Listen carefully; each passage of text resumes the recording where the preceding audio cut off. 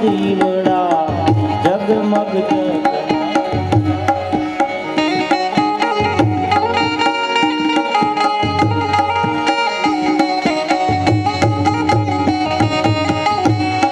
એ આરતી રામા પીરની થાય દીવડા જગમગ જગમગ થાય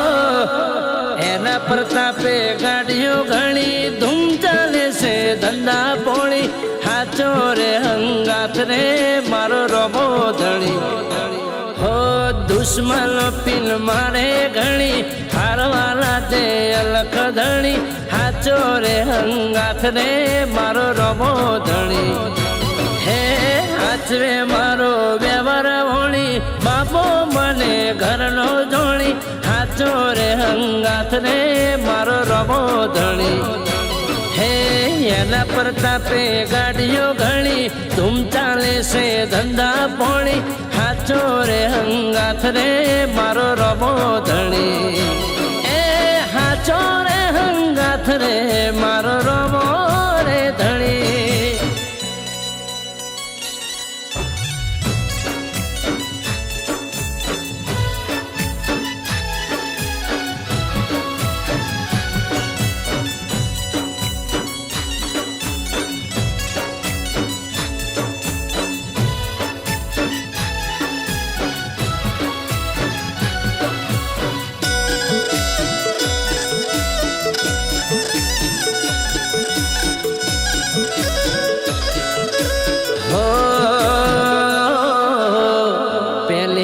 बीज भरवा गयो तो कोकनी हारे भाड़ा पैसा पण नता पाहे मारे हो चा पोड़िए नतू कर्यु यमे वाटे खावा पीवा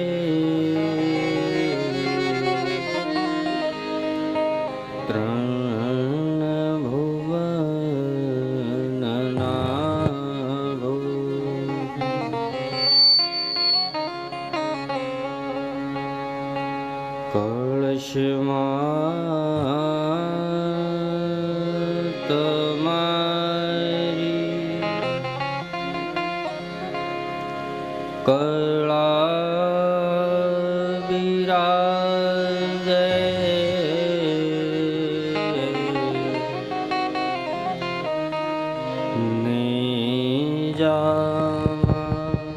નિજામાં બિરાજે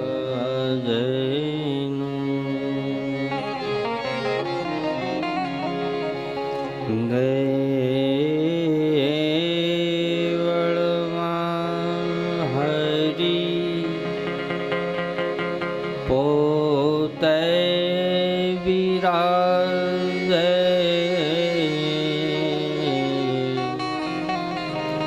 શ્રી ન કળંગ હાજરાજુ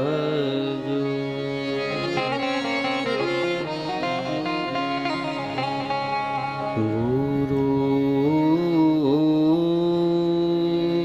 બ્રહ્મા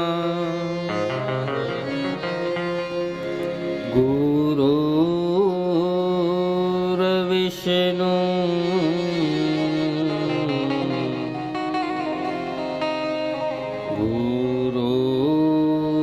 ગુરુર્દેવો મહેશ્વરા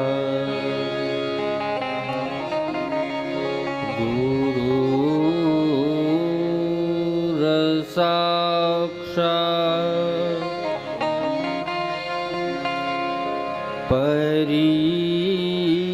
પરિબ્રહ્મ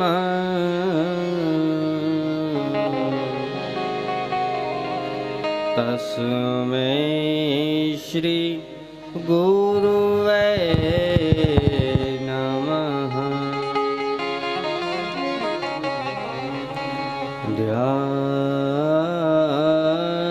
ધ્યાનમૂલં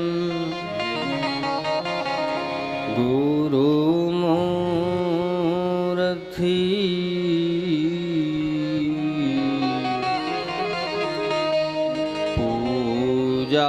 પૂજામૂલં ગુરુપદ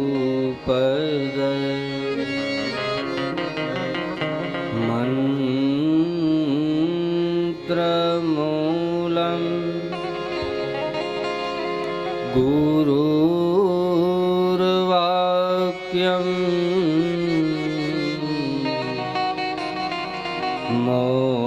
મોક્ષમૂલં ગુરુકૃપા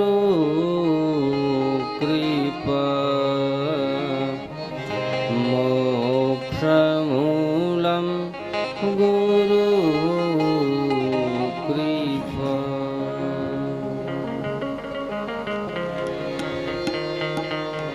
હરે રામ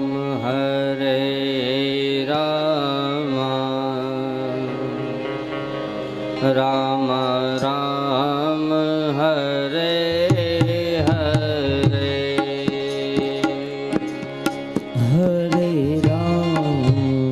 હરે રામ રામ રામ હરે હરે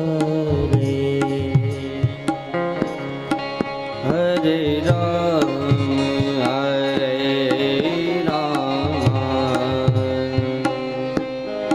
રામ રામ હરે હરે હરે રામ રામ રામ હરે હરે કૃષ્ણ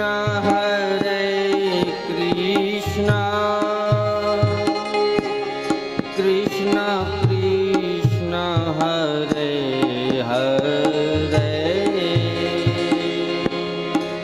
હરે રામ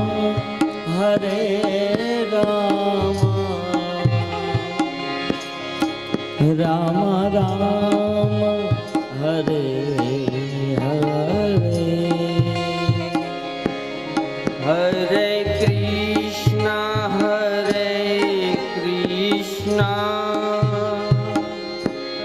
કૃષ્ણ કૃષ્ણ હરે હરે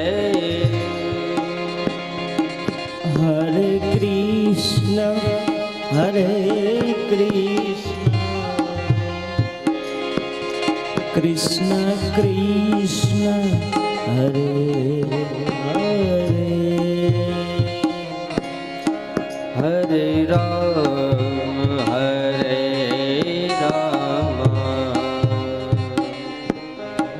राम राम हरे हरे हरे राम राम राम हरे हरे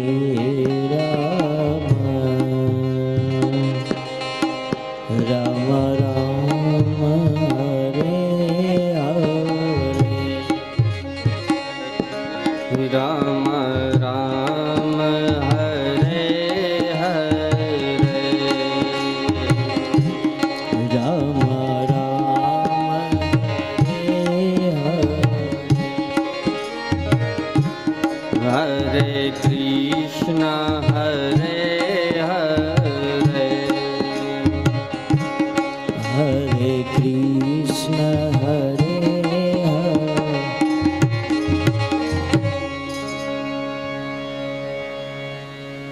बोलिए बाबा रामदेव जी महाराज की जय श्री द्वारिकाधीश की जय रामचंद्र भगवान की जय हिंगलाज मात की जय अन्नपूर्णे अमर मात की जय परबना पीरनी मोण परादानी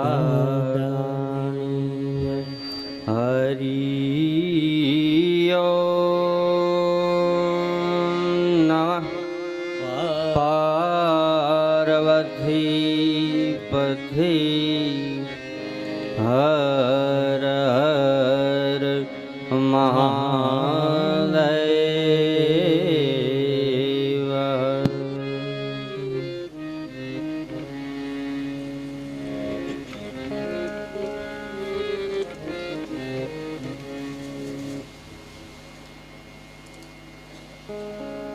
परम कृपालु परमात्मा भगवान द्वारकाधीश रामदेव जी महाराज ने जीवन चरित्र ની कथा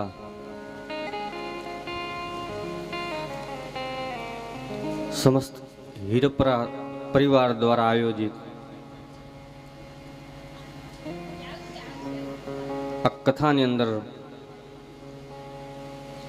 કથાના ચોથા દિવસે પધારેલા તમામ શ્રોતાઓને વ્યાસપીઠ ઉપરથી મારા જય રામદેવજી મહારાજ, જય નકલંગ, જય અલગ.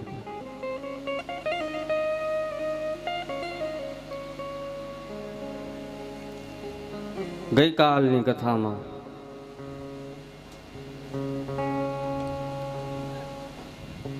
આપણે જોયું છે કે ભગવાન દ્વારકાધીશ મરુભૂમિ રાજસ્થાનની અંદર પ્રગટ થયા. કાલે આપણે સૌએ એમનો જન્મોત્સવ મનાવ્યો.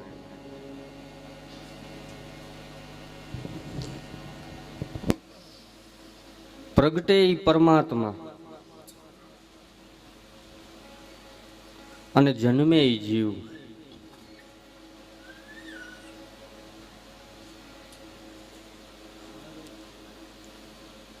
જીવ છે એને જન્મ લેવો પડે અને ભગવાનને પ્રગટ થવું પડે. જો પ્રગટ થાય તો જ એને પરમાત્મા કહેવામાં આવે. એમ ભગવાન દ્વારકાધીશ જે પૂર્વમાં મહારાજ અજમલજી મહારાજને જે વચનો આપેલા હતા એ વચનને પૂર્ણ કરવા માટે થઈ અને ભગવાન મરુદ ભૂમિમાં પોકરણમાં શુક્લ દૂજ ભાદો ભગવંતા પ્રગટે ઝુલે કહે સબ સંતા ભાદરવા મહિનાની બીજના દિવસે ભગવાનનો પ્રાદુર્ભાવ થયો હતો, એમ રામદેવ કથાની અંદર બતાવ્યા. જોકે ભગવાનના જન્મ ઉપર પણ મતાંતરો બતાવે.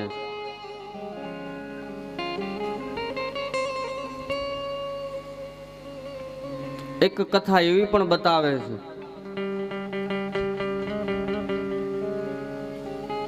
કે ભગવાનનો જન્મ થયો તો એ પોકરણની અંદર નથી થયો.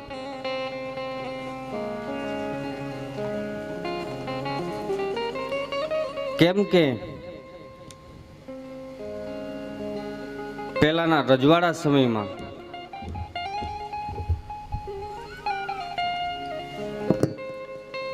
બોલો રામદેવજી મહારાજ કી.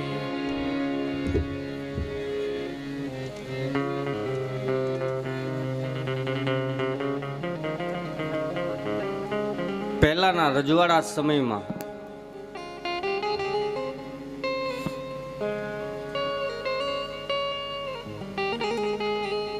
બીજા રાજ્યો ઉપર દુશ્મનો હુમલો કરતા.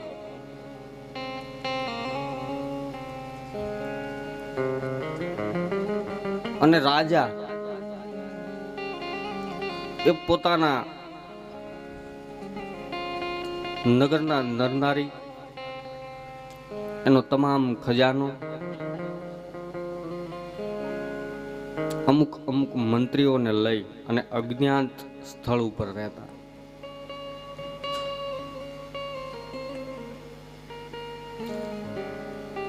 સંતો બતાવે છે કે જ્યારે ભગવાનને પ્રગટ થવાનો સમય હતો અને એ વખતે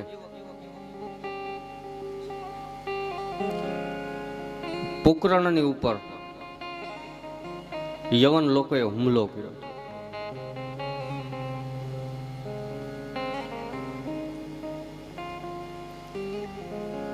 માં મેણાદે દાસ દાસીઓ, નગરના નરનારીઓ સહિત બાડમેર જિલ્લો જે રાજસ્થાન, જે પાકિસ્તાન બોર્ડરની એકદમ નજીક છે, બાડમેર જિલ્લો, બાડમેર અને જેસલમેર જિલ્લો,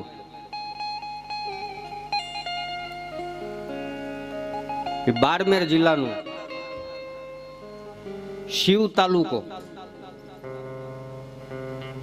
અને એનું ઊંડું ગામ છે.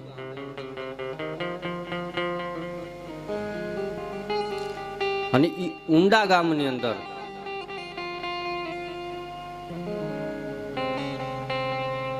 એક ઝાડના વૃક્ષની નીચે ભગવાનનો જન્મ થયો.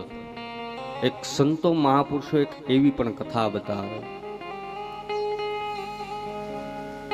કેમ કે પોકરણ ઉપર હુમલો થયો હતો એટલે રાજા રાણી અજ્ઞાત સ્થળ ઉપર હતા. અને જે 16 કુમકુમની પગલીઓ પડી હતી એ પોકરણગઢના રાજભવનની અંદર પડી હતી સાહેબ. અને તમે હાલની તારીખમાં પણ પોકરણ જાઓ તો પોકરણ જે ફોર્ટ છે, કિલ્લો, એનો જે ઉપરનો માળ છે એ ઉપરનો માળ હજી હાલની તારીખમાં બંધ કરી દેવામાં આવ્યો. કેમ કે ઈ મહેલની અંદર ભગવાનની કુમકુમ 16 પગલા પડી હતી.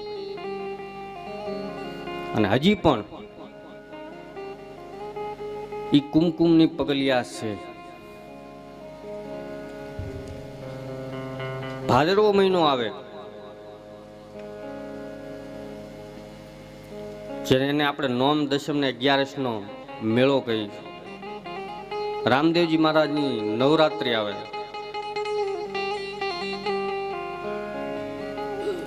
અને નવરાત્રીનો સમય હોય ત્યારે ભગવાન કદાચ ઠાકોરજીની જો જેની ઉપર કૃપા થઈ જાય તો એને એ કુમકુમ પગલિયાના દર્શન કરવા મળે. બાકી સાહેબ તમે આડા દિવસે જાઓ કે ગમે એવી તમે લાગવગ પણ કરો તો પણ સાહેબ તમને એ ભવનની અંદર જવા દેવતા નથી. કેમ કે નિશાની છે ઠાકોરજીની.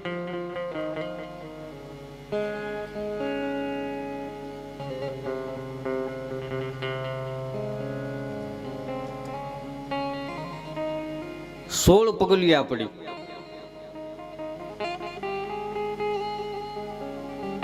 પાંચ નહીં, 7 નહીં, 12 નહીં, 15 નહીં, 11 નહીં, 16 પડી.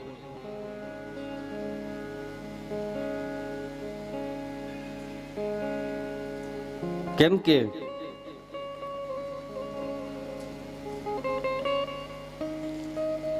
ભગવાન દ્વારકાધીશ પૂર્ણ પુરુષોત્તમ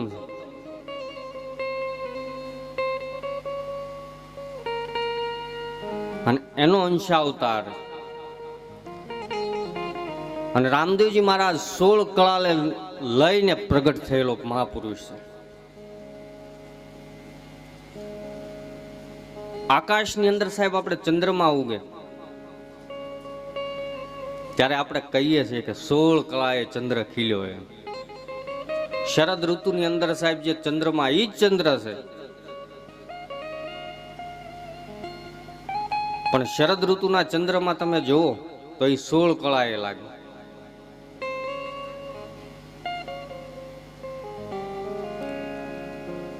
પોખરણના રાજભવનની અંદર 16 કુમકુમની પગલિયા પડી.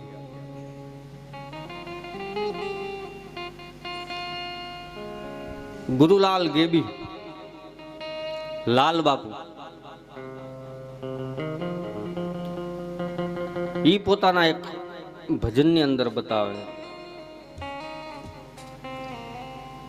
વાલો દ્વારિકાથી રણુજામાં આવ્યો, 16 પગલા પછી કંકુ ન લાવ્યો.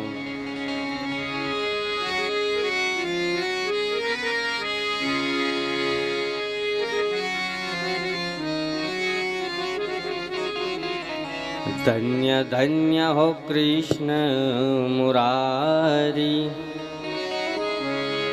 રામા જુગ જુગ જય હો તમારી. 16 પગલા.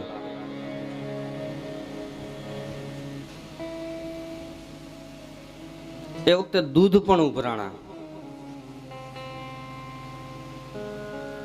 પાણિયારાની અંદરથી જે જળરામના જે પાત્રો હતા એમાંથી જળ પણ ઉભરાણું હતું.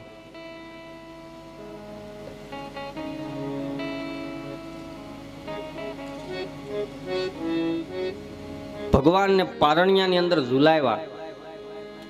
દૂધ કેમ ઉભરાણું સાહેબ એની હું તમને કથા કહું છું, સાંભળજો. ભગવાનને પારણિયાની અંદર સુવરાવ્યા હતા.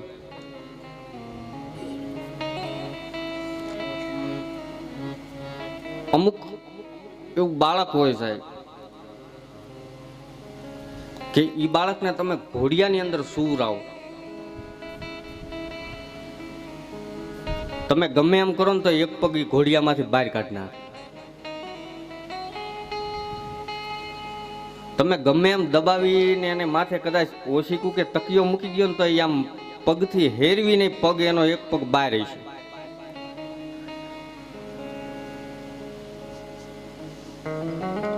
એમાં જ ભગવાનનો એક પગ પૃથ્વી ઉપર અડે છે.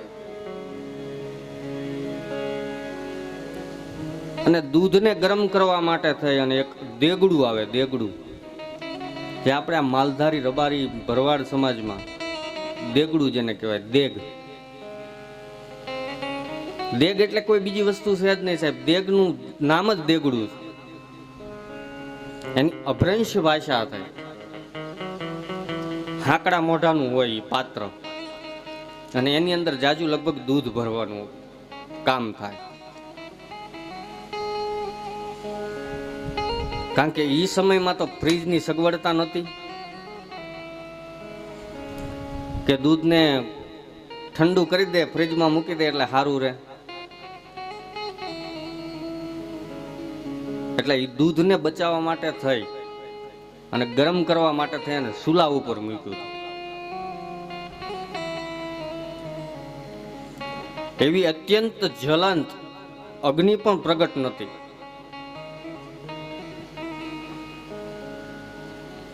ઠાકુરજી ને પારણિયાની અંદર સૂર આવ્યા.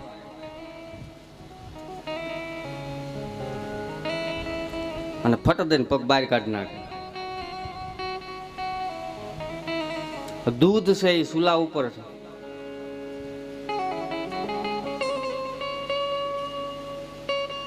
દૂધે વિચાર કર્યો કે હે પ્રભુ, હવે તમારો જન્મ થયો, તમે પ્રગટ થયા, હવે પછી અમારો ભોગ તમને લાગશે ને, કેમ કે હવે તમને માં યશોદાજી પૈપાન કરાવશે, માં મેણાદે તમને પૈપાન કરાવશે, અને અમે ભગવાનના કોઈ કામમાં ન આવી તો અમારું જીવન સાર્થક નથી. તો અમે આ ચૂલાની અંદર પડી અને બળી જાય. અને એટલા માટે થઈને સાહેબ દૂધ ઉભરાણું હતું. એનો સંતો અને મહાપુરુષોનો કહેવાનો અર્થ એવો છે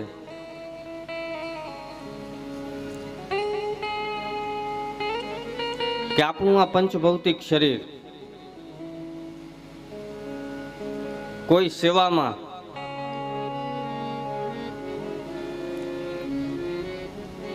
કાંઈક કાયમ ના આવે તો આપણું આ શરીર એક ભાર રૂપ છે. ખાવું, પીવું, સૂવું, નિંદ્રા, મૈથુન, આહાર એ તો કાગડા ને કૂતરાય કરે છે સાહેબ. 84 લાખ યોનિમાં એક જ મનુષ્ય શરીર ભગવાનનું ભજન થાય.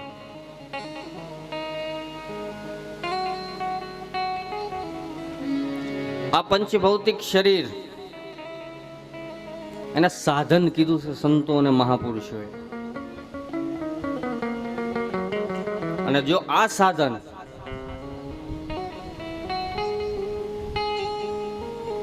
કોઈ સેવાકીય પ્રવૃત્તિમાં, ભજનમાં કાયમ ન આવે તો એનો ફેરો અસફળ છે. બને એટલી સેવા કરજો સાહેબ. ભીતરના ભાવથી સેવા કરજો, દેખાદેખી સેવા નહીં. ભીતરના ભાવથી સેવા કરવાથી આપણો અહંકાર થઈ નષ્ટ પામે.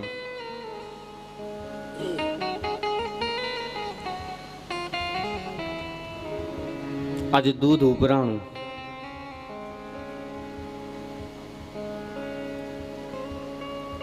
ભગવાન ઠાકુરજીનો પગ બહાર છે પારણિયામાં,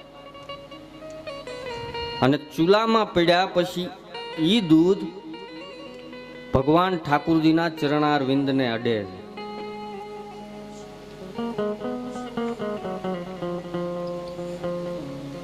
અંગૂઠો ધોવાની પ્રથા છે સાહેબ આપણા શાસ્ત્રમાં.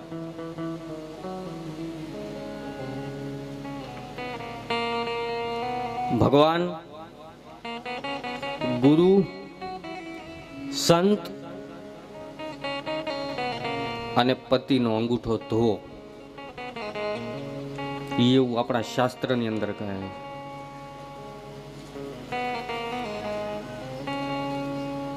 સતી નારી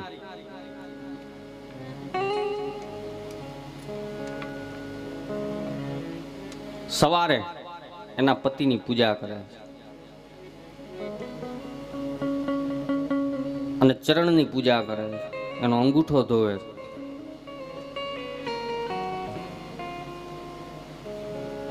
અમુક અમુક હાથે ધોઈ લેતા હોય. તારા ઘરના ધોવે?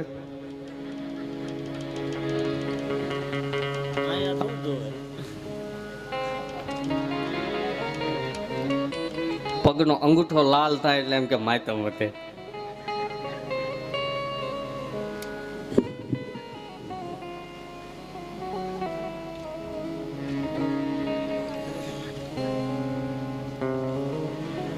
અંગૂઠો ધોવો છે.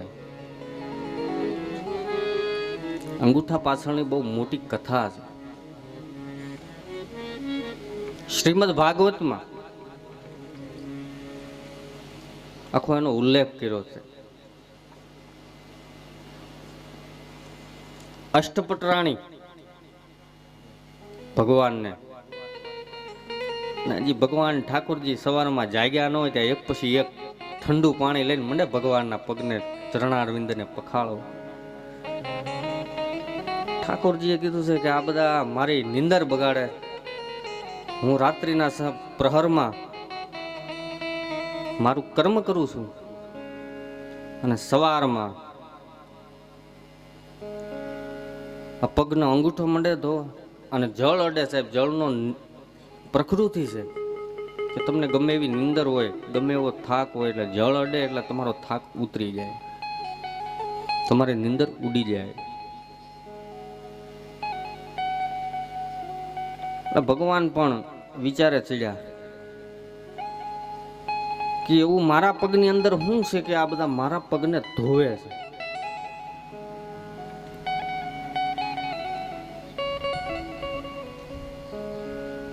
તો લાય હું તપાસ કરું શું છે મારા પગમાં. મોટો માણસ, પુરુષ, એ સ્વયં પોતાનો પગનો અંગૂઠો મુખમાં ન લઈ શકે, ન આવે. ભગવાને ટ્રાય કરી પણ પડી ગયા. એટલે કે હવે શું કરવું? કદાચ તમે બાલ મુકુંદનો ભગવાનનો ફોટો જોયો છે, બાળ સ્વરૂપ. પછી ભગવાન બાળ સ્વરૂપ બન્યા. દ્વારકાથી બહાર નીકળી અને કોઈ ભાળે નહીં, કોઈને ખબર ન પડે એમ ભગવાન એકદમ બાળ સ્વરૂપને ધારણ કર્યું અને બાળક બની અને વડલાના પાનની અંદર હુતા હશે.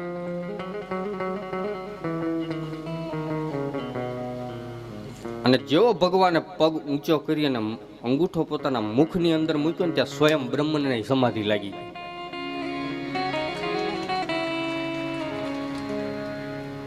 ભગવાનને ભાન ન રહ્યું કે હું અષ્ટપટરાણીનો રાજા છું, અષ્ટપટરાણીનો પતિ છું અને દ્વારકાનો રાજા છું.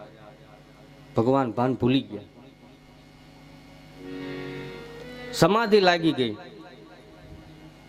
અને બરાબર એ વખતે માર્કંડ ઋષિ બાજુમાં થઈને નીકળ્યા. જેથી 50 કરોડની અંદર સાહેબ પાણી હતું, તેથી માર્કંડ ઋષિ એકલા હતા. અને ઈ માર્કંડ ઋષિ બાજુમાં થઈને નીકળ્યા. એને ખબર પડી ગઈ કે આજુબાજુમાં ક્યાંક ભગવાન છે, એટલે એને સમાધિમાં બેહી અને જોયું ને ત્યાં ભગવાનને વડલાના પાનની અંદર હૂતેલા જોયા અને મુખમાં અંગૂઠો લઈતેલો. કે ઓહો ગોવિંદ, આ શું તારી લીલા. અને તરત ને તરત એને સ્તુતિ કરી. વત્ર શપત્ર શપુટે શયાનમ બાલમ મુકુંદમ મનસા સ્મરામિ. શ્રી કૃષ્ણ ગોવિંદ હરે મુરારી, હે નાથ નારાયણ વાસુદેવા, હે નાથ નારાયણ વાસુદેવા. માર્કંડ ઋષિએ ભગવાનની સ્તુતિ કરી, ત્યાં ભગવાનની સમાધિ તૂટી ગઈ. પછી તો ભગવાનને થોડુંક શરમ લાગી. પછી માર્કંડ ઋષિને કીધું છે કે હવે આ લીલાની વાત તમે કોઈને કરતા નહીં, ને કે કાલ સવારમાં સમાજ, આ દુનિયા એમ કહે છે કે આ દ્વારકાધીશને આવી લીલા કરવાનું શું સૂઝ્યું. એટલા માટે થઈ અને પગના અંગૂઠાને ધોવાનો મહાત્મય છે.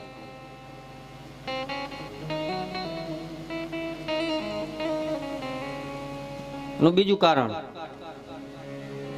કે કોઈ મહાપુરુષ સંત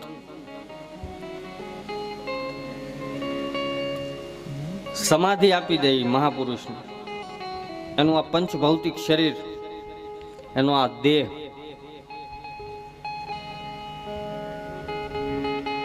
નષ્ટ પામે, નિર્વાણ પદ પામે,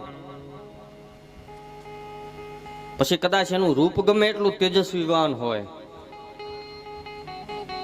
પણ એની સમાધિની અંદર મોર પછી પૂજા છે ને થાય સાહેબ, એના ચરણાર વિંદની પૂજા થાય, અહીંયા જેની ચરણ પાદુકા મુકાય.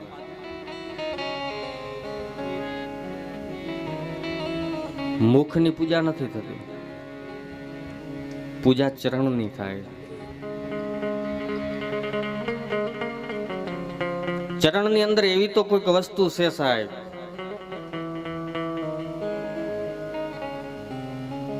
પણ એ કોઈ મહાપુરુષ બતાવી દે તો આપણને જ્ઞાન થઈ જાય.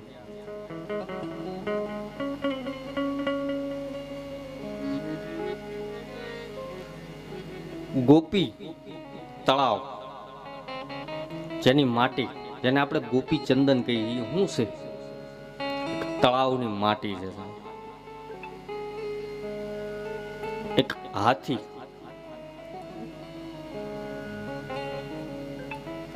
સ્નાન કરે તળાવની અંદર,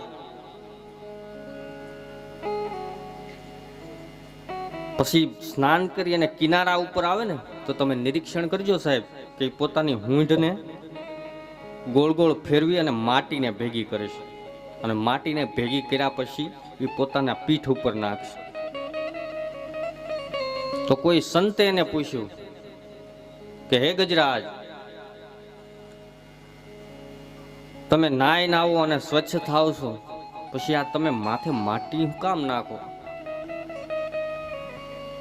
ત્યારે ગજરાજે જવાબ આપ્યો હતો કે હે મહાપુરુષ, આ ભારત વર્ષની ભૂમિની અંદર 24 અવતાર થયા, આ ભૂમિની ઉપર ભગવાન ઠાકોરજી ઉઘાડા પગે આવેલા, આ ભૂમિની ઉપર એવા એવા મહાપુરુષો ના જન્મ થયા છે, એવા એવા મહાપુરુષો ભજન કરીને ગયા છે કે યાવત ચંદ્રો દિવાકર સાહેબ.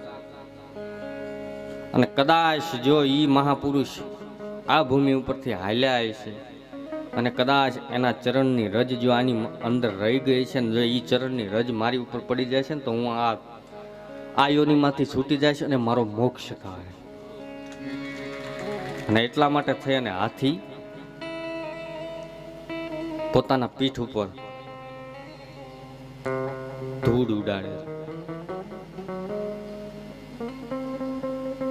સંતો મહાપુરુષો, વૈષ્ણવ પરંપરા, નિર્મોહી પરંપરા, એ સંતોના તમે કપાળ જોજો સાહેબ, આખા ચંદનથી ભરેલા છે. કેમ કે ગોપી તળાવની માટી.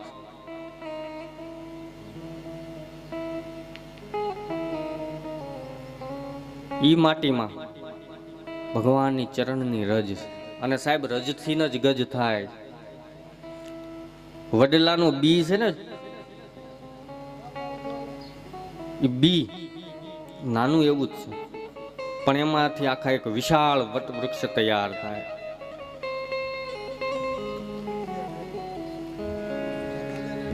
એમ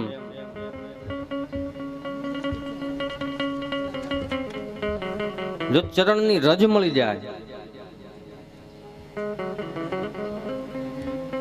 તો મારો ને તમારો ઉદ્ધાર થઈ જાય. ત્રીજું પ્રમાણ હનુમાન ચાલીસાની અંદર બતાવે છે સાહેબ.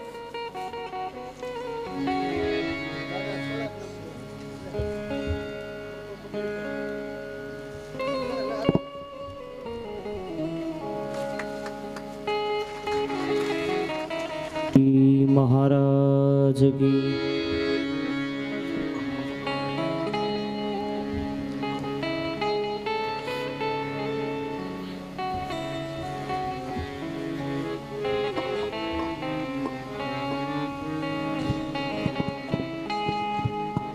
ત્રીજું પ્રમાણ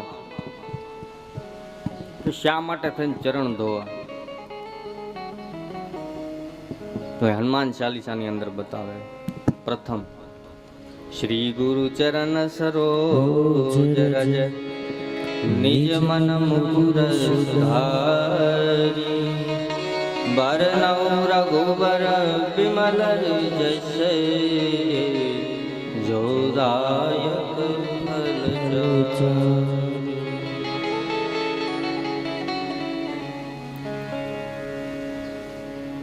શ્રી ગુરુ ચરણ સરોજ રજ.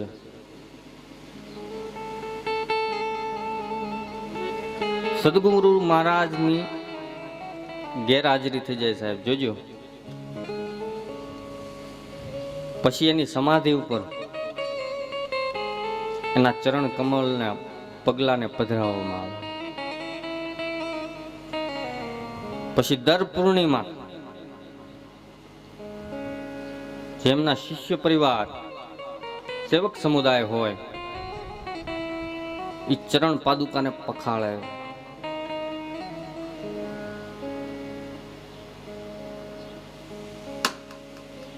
એમાં જ ભગવાન ઠાકુરજી 16 પગલિયા પાડે છે અને ઘોડિયામાં સૂતા છે અને ઈ દૂધ ઉભરાણું અને ઈ ભગવાનના ચરણને અડવા માટે થઈ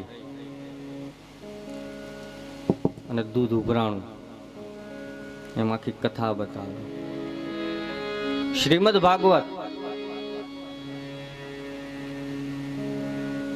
એમાં પણ એક પ્રમાણ આપે છે કે ભગવાન ઠાકુરજીનો જન્મ થાય મથુરાની જેલમાં. શ્રાવણ મહિનાની 8મ અનરાધાર વરસાદ પડે. વસુદેવજી ટોપલામાં લઈ અને જાય. અને એ વખતે ભગવાન શેષ નારાયણ ભગવાનનું સત્ર બને. તો યમુનાજી 2 કાંઠે જતા હતા.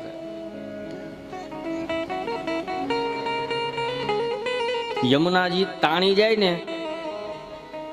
એટલી અવસ્થા એનો પ્રવાહ અવિરત ચાલુ હતો. ભગવાનને ખબર પડી ગઈ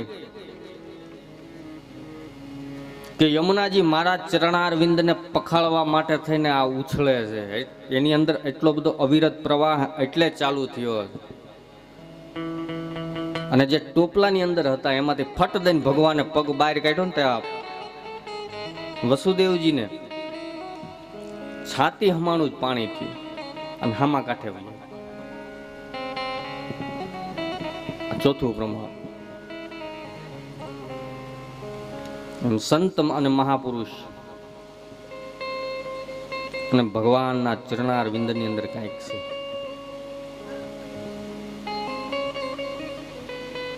અને એટલા માટે સતી નારીને પણ પોતાનો પતિ છે એને પરમેશ્વર કીધું. અને એ માટે થઈને જ સતી નારીને પોતાના પતિના અંગૂઠાને ધોવો એમ કીધું.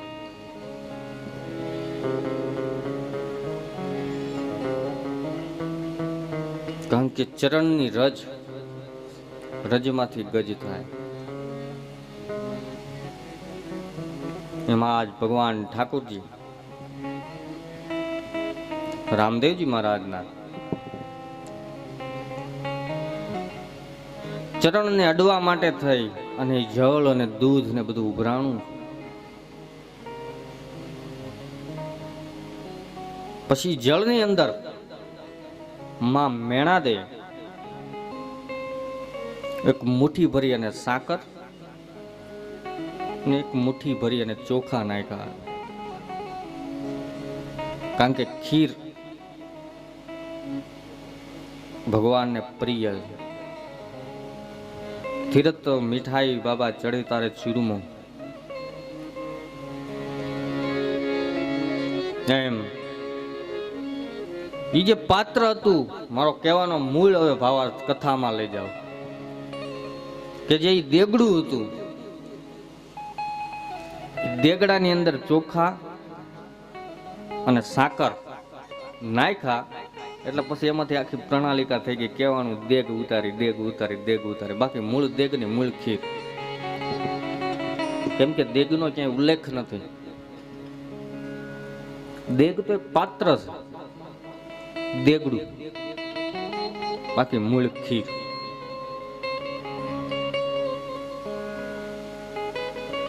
એમાં ભગવાન ઠાકુરજીના ચરણની અંદર અડવા માટે થઈ દૂધ જળ ઉભરાણા. પછી માં મેણાદે ભગવાન ઠાકુરજીને હિંચોળે છે, હિંચકાવે છે. ધીરે ધીરે ધીરે ધીરે રામદેવ કથામાં કહે છે કે ભગવાનની ધીરે ધીરે ધીરે ધીરે બાળ લીલાઓ ચાલુ થાય. એક દિવસનો સમય બનતા ભગવાન મહાદેવ સ્વયં ભગવાન કાશી વિશ્વનાથ દર્શન કરવા માટે થઈ ને પધારે.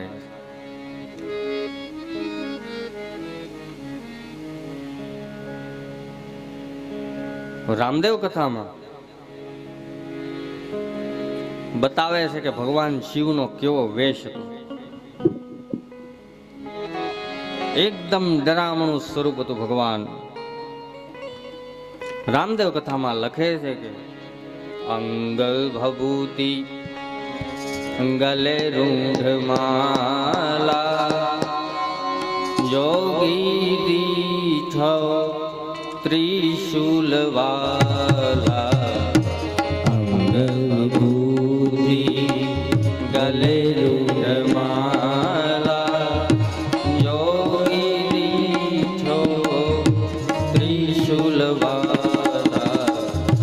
શ્રી રામ જય રામ જય જય રામ.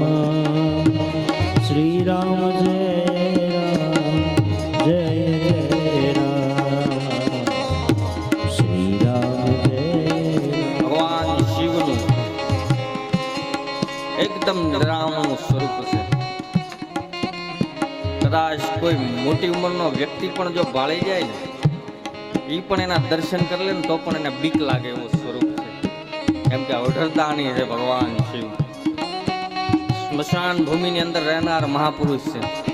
આખા શરીર ઉપર ભસ્મ ચોળેલી છે, ગળાની અંદર મુંડ માળાઓ પહેરેલી છે. માં મેણાદે ભીતરના ભાવની અંદર વિચાર કરે કે જો આ બાળકને હું એને બતાવીશ તો આની કદાચ એને નજર લાગી જાય. એટલે સ્વયં વિરમદેવજી મહારાજને લઈ અને બતાવે છે કે લ્યો બાબા, આ બાળક છે કે જેનો જન્મ થતા જ 16 કુમકુમની પગલિયા પડી અને ભગવાન શિવના ખોળાની અંદર એ બાળક વિરમદેવજી મહારાજને મૂક્યા છે. ને ભગવાન શિવના મુખમાંથી શબ્દો ઉચ્ચારે, બાળક બદલી સિદ્ધ મૈયા લાવો, કંકુ પગલા વાળો બતાવો. શ્રી રામ જય રામ જય જય રામ. શ્રી રામ જય રામ જય જય રામ.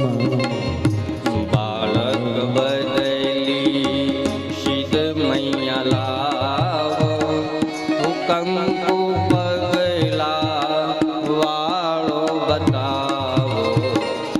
શ્રી રામ જય રામ જય જય રામ. શ્રી રામ જય રામ જય જય રામ. શ્રી રામ જય રામ.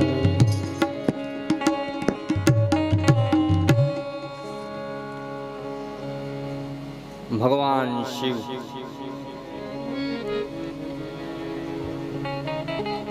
બાળક વિરમદેવજી મહારાજને ખોળામાં લીધા ત્યારે ખબર પડી ગઈ કે આ બાળક છે.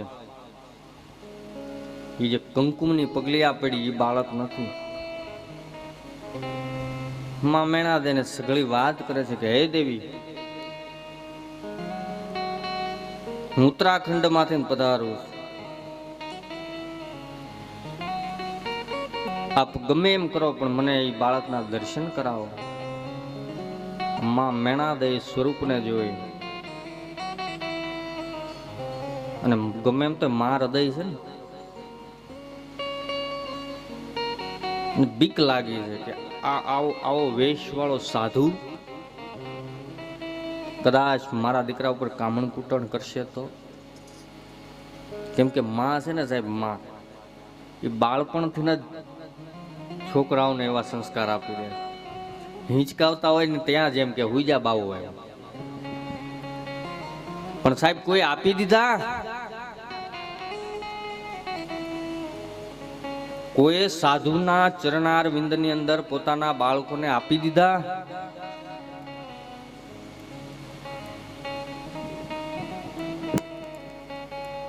સાધુના દર્શન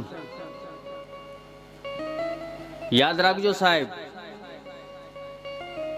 ભેખ એ ભગવાન. કોઈ પણ સંપ્રદાયનો સાધુ હોય,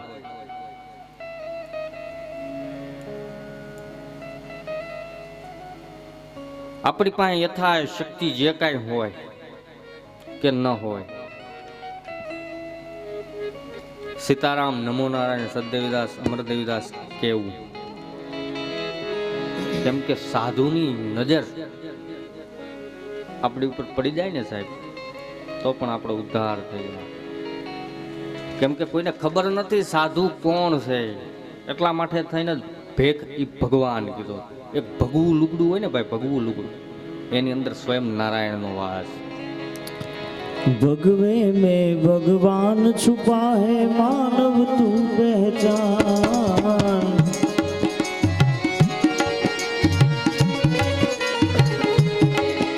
अरे भगवे में भगवान छुपा है मानव तू पहचान. तेरा बनाया तुझे बनाए, तेरा बनाया तुझे बनाए, मानव नहीं है वहाँ. मेरे भोले के दरबार में सबका खाता है, शिव लहरी के दरबार में सबका खाता है. जितना जिसके भाग्य में लिखा हो, जितना जिसके भाग्य में लिखा उतना ही पाता है. शिव लहरी के दरबार में सबका खाता है, शिव लहरी के दरबार में सबका खाता है, शिव लहरी के दरबार में सबका खाता है.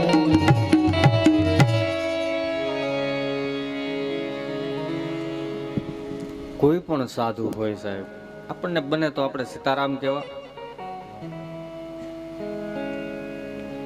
કદાચ સાધુ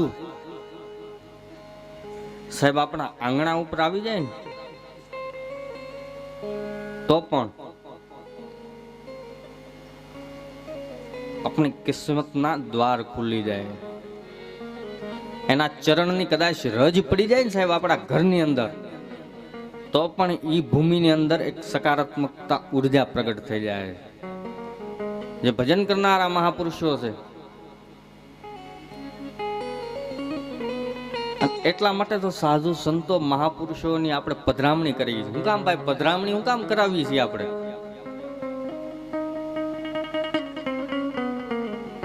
કેમ કે ઈ સાધુના ચરણની રજ પડી જાય, ઈ સાધુનો આપણે સંગ થઈ જાય, એ માટે થઈને જ આપણે સાધુને આપણા ઘરે બોલાવીએ. બાકી કોઈ લેવા નથી આવતા, યાદ રાખજો. કદાચ આપણને સામે દેવા આવતા હોય તો પણ આપણને શું ખબર છે?